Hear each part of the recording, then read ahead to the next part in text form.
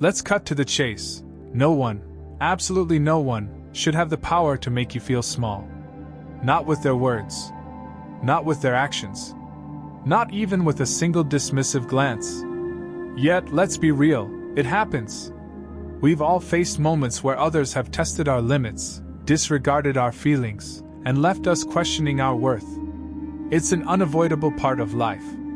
But here's the truth: how we respond in those moments defines not just how others treat us, but how we treat ourselves. So today, let's uncover the tools to reclaim that power. Let's learn how to stand tall, not just physically, but mentally and emotionally, so no one, no matter how hard they try, can make you feel less than you are. 1. The silent stare, power in stillness.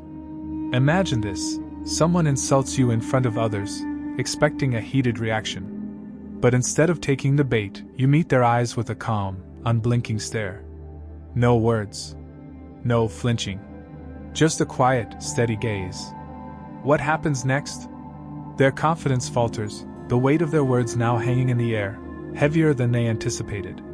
Silence becomes your weapon, and you remain firmly in control. Why it works? The silent stare is a psychological game changer. Most people thrive on reactions. It's the fuel that keeps their disrespect burning. But when you deny them that reaction, you disrupt their rhythm. They're forced to confront the void, your calmness, where they expected chaos. This imbalance shifts the power dynamic in your favor. The Stoic edge. For Stoics, emotional self-control is paramount. Epictetus taught that it's not what happens to you, but how you react to it that matters. The silent stare embodies this perfectly. It's a practice of presence and discipline. You're not suppressing anger, you're transcending it, choosing deliberate stillness over impulsive reaction. The hidden power. What makes the silent stare so effective is its paradox. It's subtle but loud, gentle but firm, non-reactive but profoundly disarming. It tells the other person, "You don't have the power to shake me," without uttering a single word.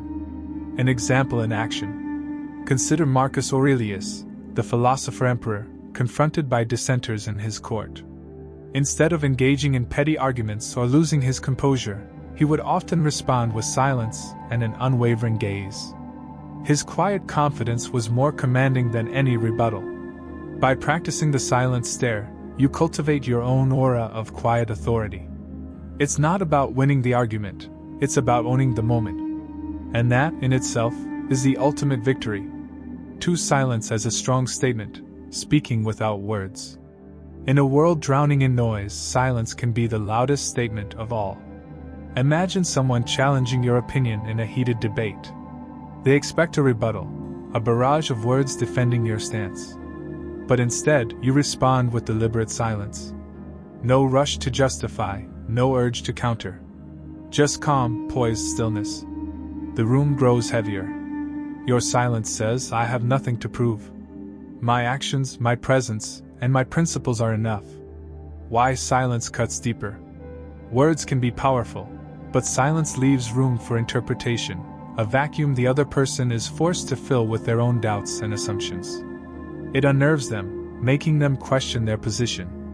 By saying nothing, you wield control over the conversation without ever lifting a verbal weapon. The Stoic connection. For the Stoics, mastery over oneself is the key to mastering any situation. Seneca once wrote, "Speech is often mere noise. Let your silence speak for you." Silence is not submission, it's a deliberate act of restraint, a refusal to be dragged into petty disputes. By withholding your words, you retain power over your emotional and intellectual energy, spending it only where it truly matters. When silence speaks louder. Imagine two scenarios. A colleague falsely accuses you in a meeting. You calmly listen, say nothing, and meet their gaze with composed silence. Their words seem to echo in the room, unchecked by your reaction, exposing their insecurity for all to see. In a heated argument, your silence shifts the tone entirely. The other person begins to second-guess their assumptions, realizing your silence is not defeat, it's dominance. In both cases, your silence transforms you into an enigma. You communicate, "I do not stoop to the trivial, nor am I controlled by your need for a reaction." The art of knowing when to be silent. Silence isn't about passivity, it's about timing. It's the pregnant pause before a decisive move, the calm before the storm, or better yet, the storm that never comes. It demonstrates wisdom, restraint, and a confidence so profound that words become unnecessary. By mastering silence as a statement, you don't just avoid meaningless conflict, you elevate yourself above it, standing firm as a pillar of quiet strength in a tempest of noise. 3. Letting go of the need to explain, the freedom of unspoken truth. There's a unique kind of power in walking away from the urge to explain yourself. It's a quiet rebellion against the expectation to justify, clarify, or validate your every action. The truth is, not everyone deserves access to your inner workings, and not every moment calls for explanation. The tyranny of over-explaining. Why do we rush to explain? Perhaps it's fear of being misunderstood, judged, or seen as inadequate.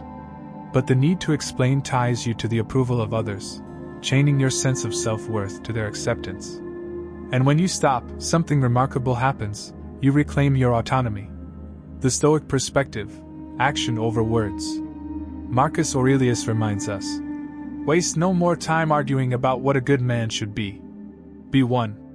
In Stoicism, actions speak louder than words.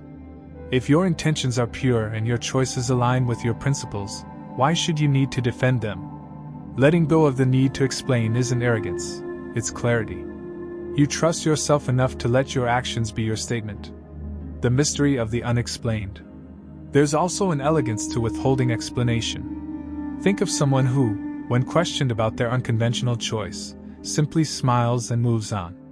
They exude a quiet confidence that says, "You don't need to understand. I don't need you to."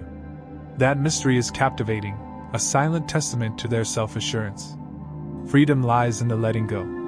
Imagine being asked why you turned down a lucrative job offer, walked away from a toxic relationship, or chose a path no one else dared to tread. Instead of launching into a long-winded justification, you simply say, "It wasn't right for me." The simplicity stuns people. Some might probe further, but most are left grappling with their own need to rationalize your choices, a need that belongs to them, not you. When to explain, when to let go. Letting go of explanations doesn't mean shutting people out entirely. It's about discernment.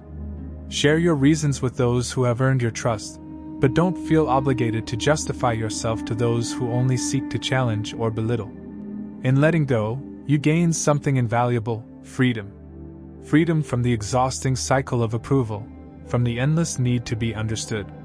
Instead, you stand firm in your choices, unshaken and unapologetic. The world may ask why, but you don't need to answer. Let your life be the explanation. 4. Creating distance from disrespectful people, the art of quiet boundaries. Not all battles are worth fighting, and not all people deserve a seat at your table. Sometimes, the most powerful response to disrespect isn't a sharp rebuttal, it's a dignified withdrawal. Distancing yourself from disrespectful people is not an act of weakness but a profound act of self-respect.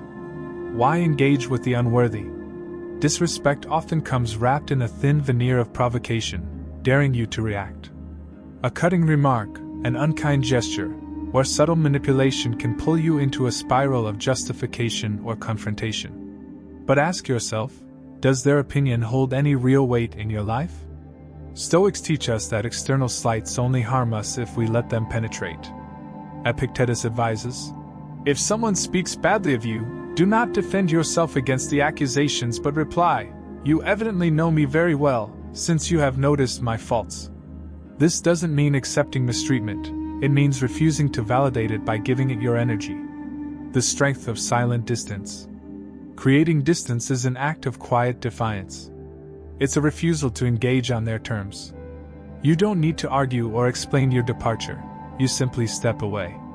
This withdrawal isn't a retreat, it's a boundary. By removing yourself from their orbit, you're telling them, without words, your disrespect is beneath me. The gravity of respectful distance. Distance isn't just about physical space, it's emotional. You stop giving them the power to occupy your thoughts or dictate your mood. It's like stepping into a serene room and closing the door on their chaos. They may pound on it, but the handle is firmly in your control. What happens when you distance yourself? Disrespectful people thrive on reactions.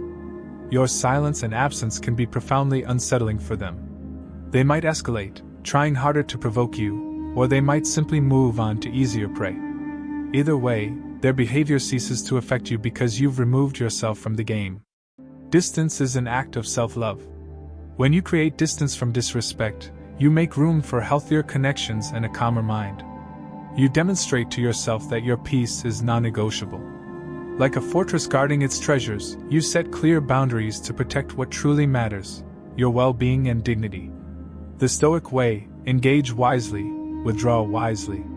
The Stoics weren't isolationists, but they understood the value of discernment in relationships. Surround yourself with those who uplift and inspire, and gently, but firmly, distance yourself from those who drain and diminish. As you step back from the disrespectful, remember this: you're not abandoning them, you're prioritizing yourself. Their inability to respect you is their failure, not yours. Walk away with grace, leaving behind not bitterness, but quiet resolve. I'd love to hear from you. Feel free to share your thoughts or any personal experiences you've had with these techniques in the comments below. Remember, true respect, real, lasting respect, begins within us. When we honor our own boundaries, cultivate inner peace, and stand confidently in our choices, we naturally attract respect from others as well. Until next time, let's keep striving to live with grace and strength, using Stoic wisdom as our guide. Together, we can navigate life's challenges with a quiet power that speaks louder than words.